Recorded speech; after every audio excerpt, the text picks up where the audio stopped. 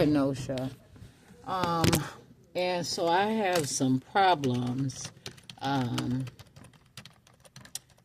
with how things are being handled in the courts, and I want to bring them to your attention as you are a chief legal advisor. As a matter of fact, can you tell me exactly what you are to the city of Kenosha before I mention my statement? Sure. Yep. And I was actually, I appreciate you asking that question because I was going to have to decide whether to try and interrupt you. I have nothing to do Okay. with the criminal system whatsoever. I'm a civil attorney. I represent and advise Kenosha on various civil matters. So contracts, real estate, dealing with the county board, but I have nothing to do with the criminal courts or the criminal system.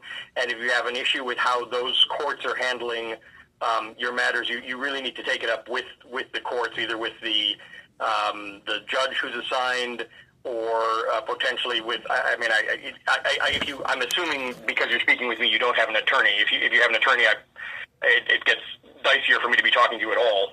But I mean, again, I really have no influence, authority, or involvement in anything involving the criminal courts and the criminal system. Okay, well, I have a question then, because you all deal with competency, and the corporation counsel's office does deal with competency and things of that nature through the criminal court system, though. So what we do is the corporation counsel's office handles mental commitments, which are handled separately from the criminal system. If a court were to determine that somebody was not competent and not likely to become competent within a specified time frame, then they might refer that to our office to have us determine whether to change it from a competency proceeding in the criminal courts to a mental health commitment in the civil courts. But again, it's separate from the criminal proceedings, and we wouldn't be involved in any determination by a judge as to whether or not you were competent to proceed in a criminal case. Okay, so I have a question to you, though. Now, as a corporation counsel of Kenosha, Wisconsin, your job depends on you getting accurate information, of there being no negligence, malpractice, misconduct, or any of those things, that dishonesty, malicious statements, false allegations, like perhaps through an evaluator making false statements, through the whole process of even officers making false statements, the whole case being built upon false statements.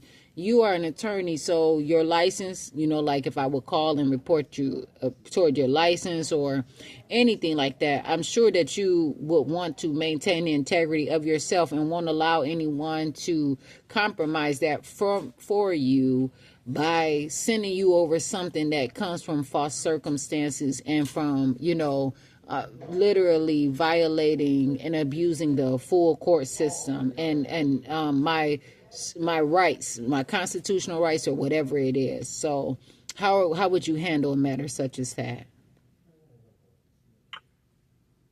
I apologize. I'm not sure I'm fully understanding the question. Are you indicating that if something was sent to the office from the criminal courts, we would want to ensure that it was accurate? Yes, like how? But what if it was not accurate, and you all had to go along with it or whatever? And I can, and it's proven that it was not accurate, the whole process, and it was being from an abusive standpoint, from a bunch of malicious statements and other things that contributed to that, and which this is, something that I see is pretty common in Kenosha, Wisconsin.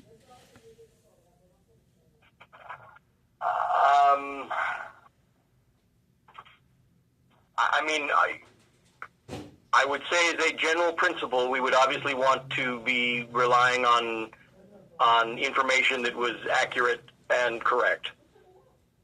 Okay, and so now if you all have had cases that was not accurate or correct, and there could be a possibility that that a case could be coming to you that is inaccurate and incorrect, what is your position with that there?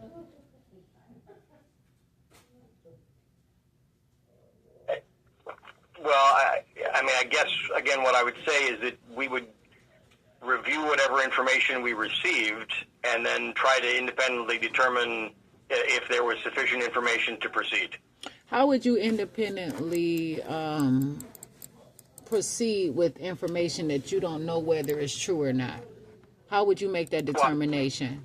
Well, I think we would try to make an effort to reach out to the people who provided the information, and typically, if it comes to us, a lot of the information that is of particular importance is of medical nature, from a medical expert.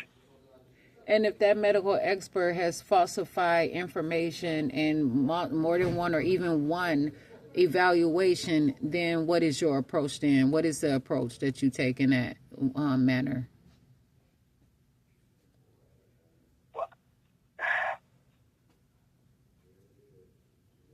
I mean, I suppose some of it may depend on what the basis is for knowing that the information is false.